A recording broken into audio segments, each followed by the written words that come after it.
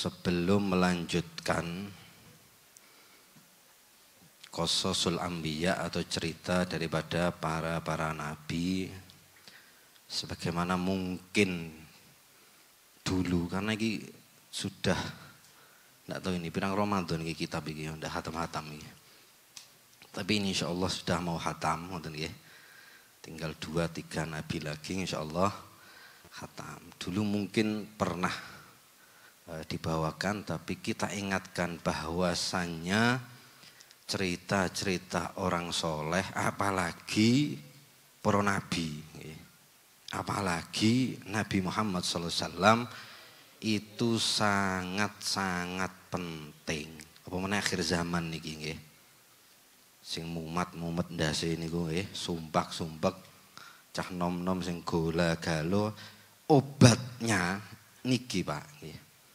Makanya Imam Junaid itu pernah mengatakan al-hikayat jundun min junudillah yuqawwi biha al-muridin. Bahkan sinten Imam Abdullah bin Mubarak juga mengatakan siyarus salihin jundun min junudillah yuthabbitullahu biha quluba ibadihi.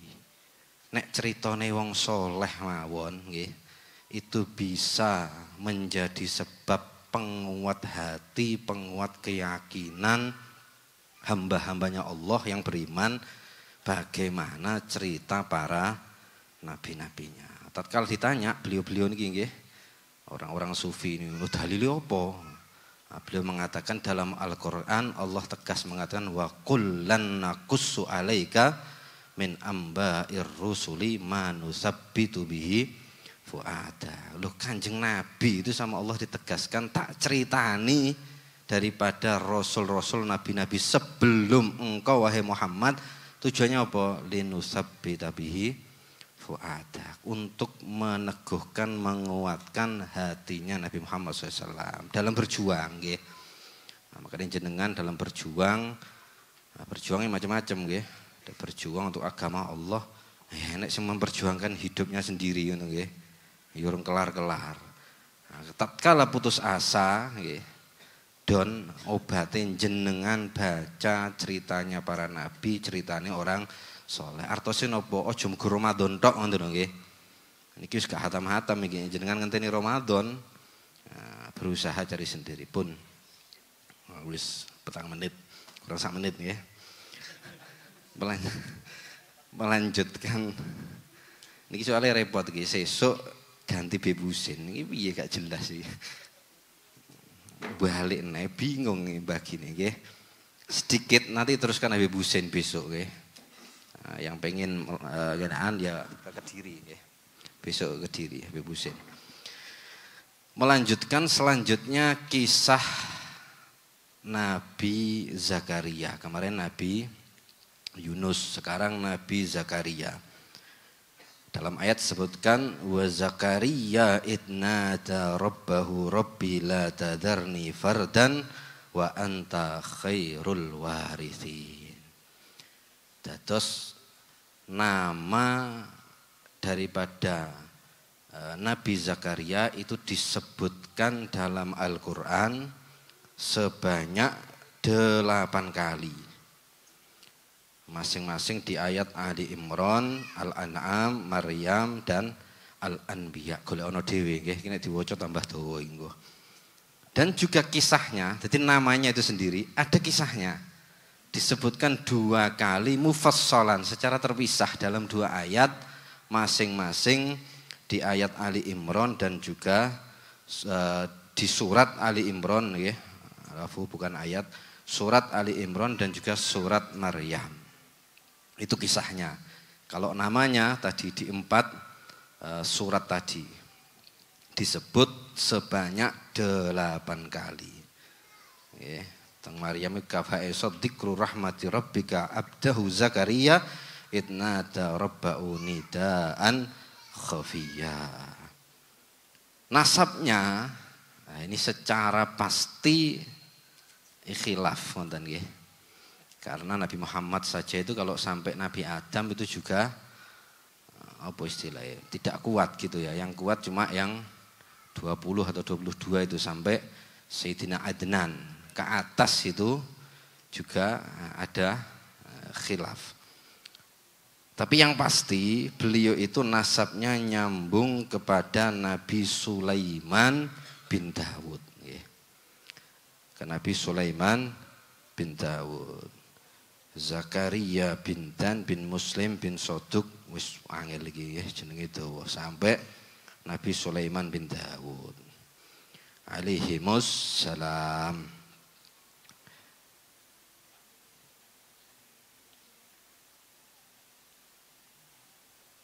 Siapa Nabi Zakaria?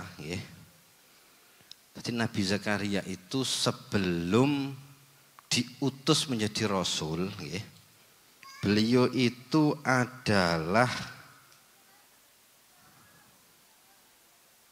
hilang Pak, susu. Beliau itu sebelum diutus menjadi Rasul, iki dipelencong-pelencong Pak, iki nek gak ora hatam-hatam tambahan nggih. Dan perlu diketahui, Qasusul Anbiya itu bukan satu kitab, kuwatah ternyata nggih. Ada sampai mbuh ya, sak ngerti ku 5 pun 6 wonten nggih. Ada 5 sampai 6 pengarangnya masing-masing. Ada yang mutaqaddimin yaitu Ibnu Katsir itu termasuk mutaqaddimin ya, tahun 700-an. Ada yang baru-baru termasuk ini ya yang saya baca ini mutaakhirin. Syekh Muhammad Ali As-Sobuni itu ya.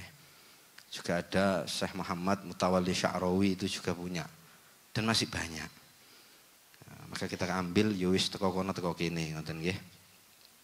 Mana yang ada manfaat, yang ada faedahnya kita ambil sedikit-sedikit. Beliau itu sebelum diutus jadi Rasul nggih. Beliau itu adalah Ar-Rabbaniyin. Apa nek wong dhewe iki? Memang orang yang agamis ngoten nggih. Jadi memang orang agamis, Pak. Sebelum jadi Rasul nggih. Orang baik. Bahkan beliau ini khidmah di Al-Haikal. Haikal ini mungkin gak paham ya, mungkin dia kayak masjid mungkin ya. Insyaallah ya.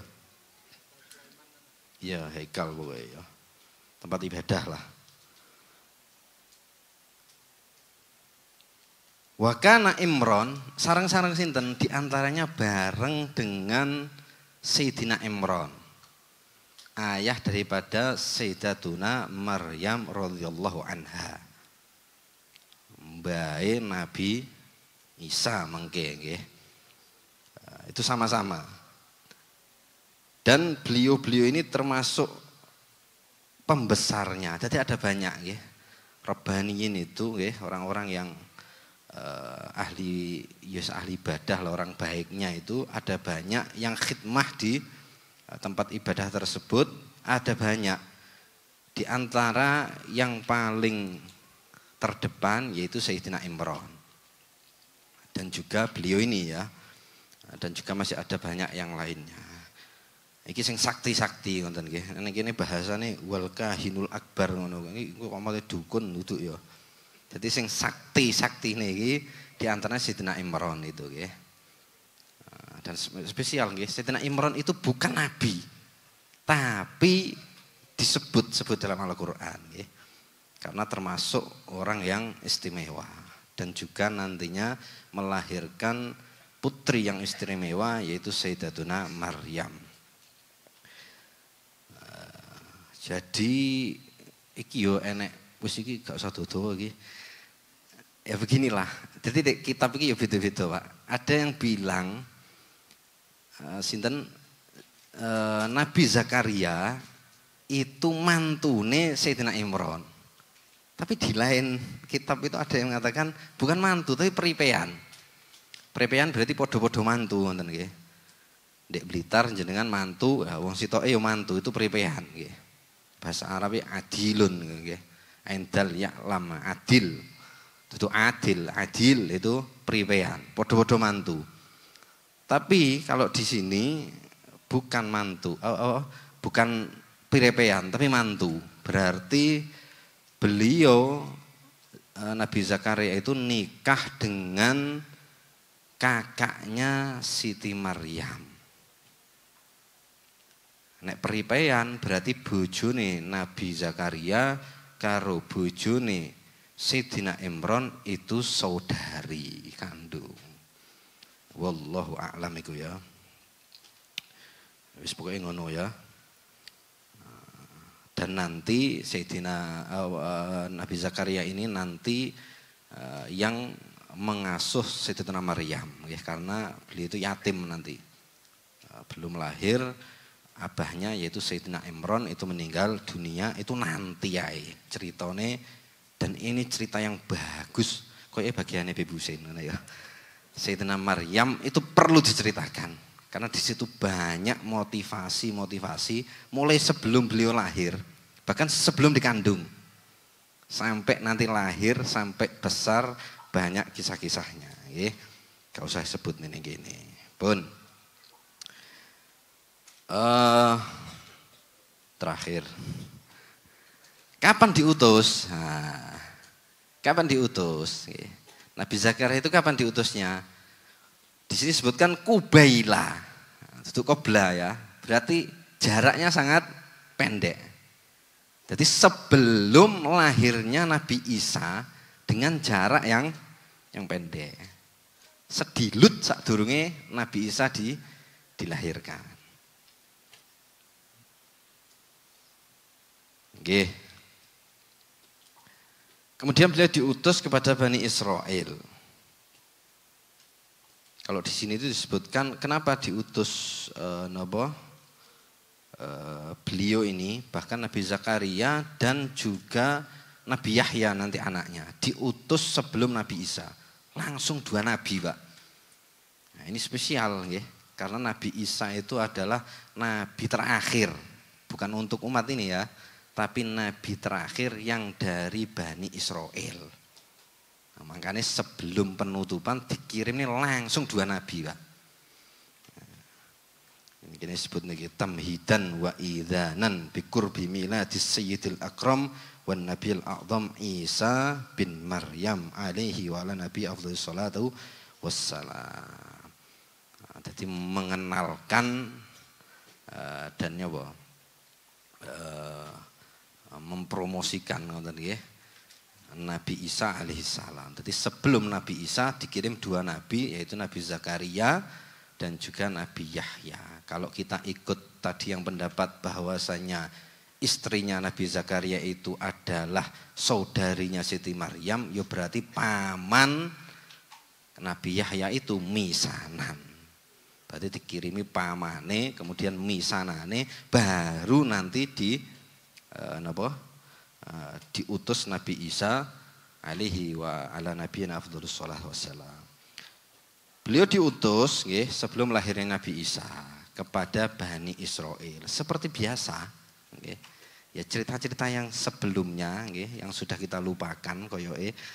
Nah, mesti Pak, tanggapannya apa? Ditolak. Nah, biasa Nah, jadi ditakut-takuti dengan azabnya Allah.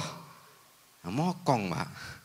Bani Israel nek gak ya umpane kurang pas ngono. Jadi mulai kemarin ya, kalau jenengan aktif mengikuti khatmil Quran sebelumnya, mesti Pak dimusuhi ditolak Kenapa? Karena mereka waktu itu sama Allah dibukakan, Pak. Kehidupannya pewena, ekonomi pewena. Nah, makanya hati-hati nggih. Nabi Muhammad itu sampai mengatakan likulli ummatin fitnatun wa fitnatu ummati al-mal. Hati-hati, jenengan kadang-kadang dibuka ning donyane lho langsung lupa daratan. Nggih. Sama ini Bani Israil iki. Gusti Allah dibukakan dunianya, dipenakne, lho malih kita itu kalau nabine ngoten nggih, gak percaya, bahkan memusuhi, bahkan menyakiti. Nah, nanti insyaallah iki Habib Husain pokoknya ya. Nanti beliau itu Pak dibunuh bahkan. Top tenan iki. Jadi sudah Bani Israil dhewe mokong, pemimpin waktu itu juga sultan sing dolim sama. Di antaranya nanti yang membunuh anak beliau. Jadi Nabi Yahya itu juga dibunuh, Nabi Zakaria itu juga dibunuh. Kalau yang membunuh anaknya itu sultannya, pemimpinnya negara tersebut. Tapi yang membunuh Nabi Zakaria itu kaumnya. Nah, dan seperti itu biasa, nggih. Putus asa mboten nggih. Terus berdakwah sampai nanti di titik puncaknya karena beliau sudah sepuh ngoten nggih. Sudah sepuh beliau wah iki umat orang sadar-sadar ngoten nggih. Makanya beliau nanti berdoa niku nggih. Inna rabbila tadarni fardan wa anta khairul warithin nggih. Fastajabna lahu wa habna lahu Yahya wa asna lahu zaujah. Habib Husain laki-laki nggih. Nanti insyaallah dilahirkannya Nabi Yahya nanti Habib Husain beni terus nih nggih. Nanti beliau minta sama Allah jadi gak diberi anak nggih. Imron itu sama. Sayyidina Imron itu lama gak duwe anak. Nabi Adam itu nggih, Nabi Ibrahim itu sama. Nanti Nabi Zakaria itu sama, nggih. Gak duwe keturunan sampai sepuh. Lah beliau mikir, engko tak tinggal piye iki? Sik bali lho kabeh ngene nggih. Jenengan ini kan wis masyaallah pisan nggih. Siap lagu dhewe pisan. Akhirnya doa ini minta anak ini, Habib Husain sebagai penutup nggih. Apa yang bisa kita ambil? Satu saja. Sebetulnya banyak, Pak. Aku rugi guys nyiapne nggih. Gara-gara waktu nih, satu saja ya. Mulai kemarin itu kalau jenengan cermati atau mulai tahun-tahun kemarin kalau ceritanya nabi-nabi niku pasti ditolak, dimusuhi, tapi gak pernah mundur, tetap berdakwah. Bahkan yang bagus sekali kemarin sih bagiannya Habib Muhammad itu bahas tentang Nabi Yunus Pak sampai keluar dari negerinya. Wis ngomong gak iso Pak, putus asa, tinggal lunga lah ngoten nggih. Tinggal lunga, ditinggal lunga. Ternyata napa hikmahnya? Lho tobat-tobat dhewe Pak. Subhanallah. Kalau langsung eling. Di kitabnya Habib Zain itu pernah menukil kalamnya Habib Ahmad bin Hasan Al-Attas nggih. Ben ril kita goleki mang kitabe nggih. Apa kata beliau? Ibu Agus Pak, aksiru minat dakwah ilallah fa idza lam yusma dakwah fa idza lam yasma da'wataka hadza sami'aha ghairuh. Dan iki pelak Pak. Kali kejadian Nabi Yunus niku. Nabi Yunus iki wis mentok koyo wis gak ngrungokne wong-wong iki. Dan Allah sudah menjanjikan 3 hari turun azab. Wah sadurunge 3 dina tinggal ae ngoten nggih. Walaupun akhirnya ternyata ijtihadnya salah kemarin terus terangkan nggih. Ditinggal Pak, lho ujug-ujug tobat dhewe. Kaumnya Nabi Yunus itu jadi tobat setelah Nabi ini gak enak Pak. Sudah keluar. Piro Beb kemarin gue 5.000 piro? 100.000 sak kota nangis bareng. Subhanallah. Taubatan nasuha kemudian berharap Nabi Yunus kembali. Yus delok YouTube ya, terangane malah dawa iki. Artinya apa? Loh, subhanallah ini iki tetaplah berdakwah kata beliau nih ya Habib Ahmad bin Hasan Al-Attas. Nggih. Karena apa? Gak mungkin dakwah itu tidak ada gunanya. Dan itu harus ustadz nggih semua. Jenengan semua ini sebarkan kebaikan. Sing iki hak sampaikan, hak ini batil walaupun tidak didengarkan. Kata beliau apa? Kalau orang ini enggak mendengarkan, orang lain yang akan mendengarkan. Kadang-kadang dia nasihati fulan, lu gak dirungokne, engko sing ngrungokne koncone. Subhanallah. Sing iki gak oleh hidayah, orang lain yang dapat hidayah. Bahkan kata beliau, wa idalam tusma' fi waqtin sumi'at fi waqtin akhar. Kalau sekarang gak gelem ngrungokne, lho kadang-kadang setelah berapa bulan, berapa tahun, moro-moro dhek ngengen-ngengen neh. Nasihatin jenengan iki. Tobat, Pak. Oh, dhisik tau dinasihati nggih. Bi Habib Syekh misalkan. Baru sadar setelah 1 tahun. Sama tadi, umat Nabi Yunus itu. Ditinggal, loh baru sadar. Subhanallah. Jadi gak sak nalika. Nah, makanya gak boleh putus asa. Bahkan wa illa nggih. Nek memang wis gak tenan, Pak. Iki orang ngrungokne, koncone gak ngrungokne, saiki gak ngrungokne, sesuk gak ngrungokne ternyata. Gak ngefek. Apa kata beliau? Wa illa sami'a ahadun fi sulbi abihi wa antafa'a biha fil mustaqbal. Masya Allah. Kadang-kadang itu Pak, gak dirungokne koyok-koyok. Ternyata itu masuk ke sulbi orang yang kita nasihati. Yang dapat manfaat siapa? Anaknya nanti sing gung lahir, subhanallah. Wis bapake wis bongko ngono ya.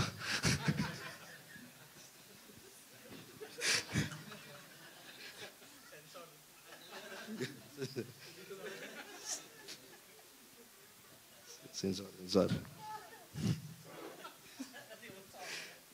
Nggih. Bapake gak ngrungokne nggih. Lahir anaknya dadi wong soleh, subhanallah. Contoh, wah akeh Pak. Ngapunten nggih, zaman Nabi ae. Abu Jahal niku, wah. Nek handset niku kira-kira wis ditumpuk telu no Pak nggih. Gak gelem ngrungokne. Lho anaknya Ikrimah bin Abu Jahal termasuk sahabat sing hebat yang cintanya sangat besar kepada Nabi Muhammad. Lho, gak dirungokne bapake, ternyata didengarkan anaknya. Atau sulbi yang ada di dalam orang yang kita nasihati. Artosnya nopo? Ojo putus asa dalam berdakwah. Dan jangan menganggap dakwah itu cuma tugas kiai, tugas asate. Jenengan kau wabeh iki dakwahlah dengan kapasitas masing-masing. Pokoknya sampaikan Pak, terutama iki bapak-bapak iki nggih. Ibu-ibu sembuh iki, gak ketok. Bapak-bapak iki ke anaknya, keluarga dulu Anda itu jangan pernah bilang, "Halah gak dirungokne, Beb." Mlebu kuping kanan metu, jangan. Nasihati terus sampai kapan? Ya sampai jenengan dipanggil Gusti Allah. Wis berarti selesai tugasnya. Nggih, mudah-mudahan kisah-kisah para nabi ini betul-betul bisa menjadi motivasi kula panjenengan, bisa menguatkan hati kula panjenengan. Mudah-mudahan bisa manfaat nggih. Alafu niki wis mbuh kesusu-kesusu, ada kurang lebihnya mohon maaf sebesar-besarnya. Wala afu minkum. Wassalamualaikum warahmatullahi wabarakatuh.